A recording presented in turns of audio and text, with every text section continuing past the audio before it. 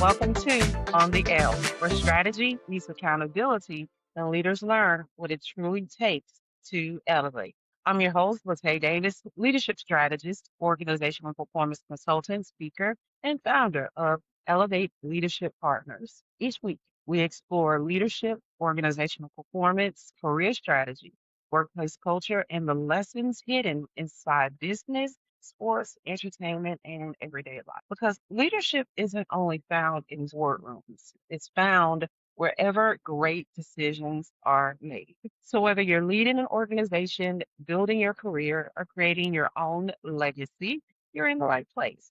So, let's get on the L. So, first, I want to ask you guys, it is Saturday, and you know what? Jay-Z sold out Yankee Stadium, y'all. And so I woke up this morning to tons of, videos, of course, from attendees and shorts and stuff like that about his performance and then the guests that he had to come on stage and perform with him. And I started thinking, I want to ask you a question. When does someone become too successful to keep growing? Think about that. Is there an age where we expect people to stop creating, stop evolving? Stop building. So recently, I watched clips, like I said, from Jay-Z sold out Yankee Stadium performance, and it made me think about something much bigger than music, honestly, because here was an artist who has been in the public eye for decades, and yet thousands of people still wanted to see him perform, not because of nostalgia alone, but because his brand has continued to evolve. One of the biggest moments of the night was seeing Jay-Z and Beyoncé on stage together. Of course, Blue Ivy joining them, playing the piano, and she is good, by the way. But another unforgettable moment was watching Jay-Z and Nas perform together. And if you grew up listening to hip hop, you know exactly why that matters. And there was a time when these two artists represented competition. And today they represent growth. Watching them perform on stage together and seeing Nas on stage, it's always going to be a vibe when Nas is on stage anyway. But just watching them rock their New York attire and just watching him and Jay-Z on stage, it was a moment for real, because for me, I felt like it meant that it just was bigger than what once was. So again, like I said, if you grew up in the era that I grew up in or anywhere adjacent to that, then you know why Jay Z and Nas performing together on stage. That's a moment. So I think that what I also saw on stage when I was watching the video, and I thought about how these two men have really built their brands so well over the years. Of course, you know that Nas, I think, is in the process or probably near the end of finishing a casino. Nas has just really kept his business acumen top tier. Of course, Jay-Z, has a lot of different things going on. Some things we may agree with, some won't. But I wanted to just get into why this is leadership and why the sold out night last night at Yankee Stadium is one that should always be revered, in my opinion. So one thing I've noticed over the past few years is a reoccurring conversation online. And so every so often someone asks, why are older artists still performing? Shouldn't they make room for the next generation? It's a conversation that really goes beyond music. I've heard it similar questions about executives, entrepreneurs, athletes, content creators, even consultants, because some people seem to believe that experience has an expiration date. And I disagree with that. I strongly disagree with that. I feel like your brand should evolve. And one of the biggest mistakes that professionals make is believing they have to remain the same person who first became successful. I do think in that hip hop rap industry, I think you are expected to be successful, but never forget where you came from. Is it still wise to still want to go back to your old neighborhood once you reach a certain status or you get a certain level of notability to you or notoriety to you? I just believe that it can be difficult to remain that same person. You can be that same person, but is it realistic for you to be able to go back to areas that potentially, because of your success, kind of put a target on your back. And so I don't believe that growth requires you to abandon your foundation. Definitely not. But I do think it requires expanding it. And Jay Z isn't simply known as a rapper anymore. He's also recognized as a businessman, an investor, producer, entrepreneur, and philanthropist. And those roles don't replace his identity. They expanded his identity. And one of the things I was having a conversation about was that I think today, or just with any talent, I think you can enter the market with one skill set, but at some point it's going to be important, I believe, for you to start to diversify yourself so that you're not dependent on just this one bag or this one skill to bring in the full bag, right? So you don't want to become trapped by the version of yourself that earned that first opportunity. And so Jay-Z's roles didn't get replaced, they just expanded.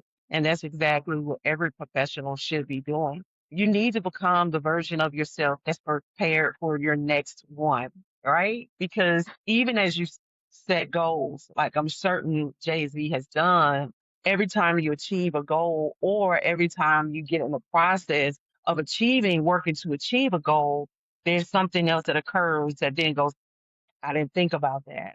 It was initially just to talk about leadership and how we can be better leaders in the corporate spaces and how we can be have more integrity and be a little bit more organized and structured. And it's really grown into this whole subset of things where it's from just a podcast on the L to leadership consulting to fractional services to helping individuals within their careers and career growth and career transitions. So, again, you want to become the version of yourself that's prepared for your next one. And so, we don't want to confuse reinvention with selling out because sometimes people see change and immediately assume compromise. But changing isn't always compromising because sometimes it's simply growth. Right? It's thinking about your own career. I mean, if you think about your own career, maybe you started as an administrative assistant. Today, you're an executive. Maybe you started as a nurse, but now you're a healthcare executive. Maybe you began as a soldier in the military, and today you're a leadership consultant like myself. Your title changed, right? Your responsibilities changed, your audience changed, but that doesn't mean you abandon your values. It just means you've evolved. And so, what I think is a great lesson from Jay Z and Nas is that this is one of my favorite moments from the concert because it wasn't about the song. I kind of shared this a little bit earlier, but it was seeing Jay Z and Nas share the same stage. And you may be asking why, depending on what generation you are. But because for me, it was that moment because it reminded me that mature leaders don't stay trapped in old rivalry. They recognize that collaboration often creates greater impact than competition. It isn't about proving that, right? It's about knowing when your influence can be multiplied by working together. And that's a lesson I think every organization could learn, right? And the thing about it is the marketplace is going to decide. And here's something I find interesting. Nobody was forced to buy a ticket. People chose to be there. And that's how markets work. People invest in what they believe still creates value. The same principle applies to leadership. Organizations don't continue hiring speakers because they're young. They hire speakers who deliver value. Companies don't retain consultants because they're trendy. They retain consultants because they solve problems. Your age isn't your competitive advantage. Your ability to create value is. And, this really became personal for me because as I watched the concert, I couldn't help but reflect on my own journey. I'm over 45, and like many professionals, there have been moments where I wondered, do I still have time? Can I still build something meaningful? Is there room for someone with decades of experience in a world that's constantly chasing what's new? And watching that performance reminded me of something I needed to see and hear. Experience isn't the opposite of relevance. Experience becomes relevance when you continue to learn, adapt, and create. That's true. Whether you're an artist, business owner, a consultant, or a leader. Maybe you're listening today and you're thinking about changing careers, launching a business, writing a book, starting a podcast, applying for leadership positions, don't let someone else's timeline become your limitation. Your greatest contribution may still be ahead of you. Keep learning, keep growing, keep showing up because people don't remember the person who stopped growing. They remember the person who kept evolving. Now, when I think about that sold out Yankee Stadium performance, I don't just see a successful concert. I see a masterclass in longevity. I see what happens when someone refuses to let one season define their entire career. I see what happens when talent meets discipline, where reputation meets consistency, when legacy continues to grow instead of becoming frozen in time.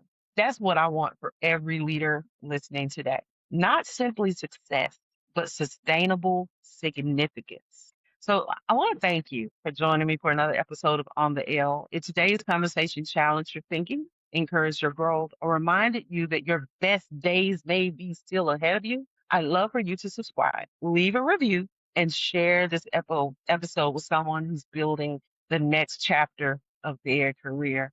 For leadership consulting, keynote speaking, executive workshops, and organizational performance solutions, visit Elevate Leadership Partners. And remember, every first Wednesday of the month, I go live for Elevation Lab. And this is a place where leaders get together during a live conversation and talk about some of the things that they're experiencing today, whether that's workplace culture, accountability, or organizational performance. And before I leave you, I want to say this. Don't let the culture convince you that experience is a liability. If you continue to learn, continue to grow, and continue to create value, your experience becomes your competitive advantage. So remember, set the standard, lead with intention, elevate with impact. All organizations create leaders intentionally. I'll see you the next time on the L.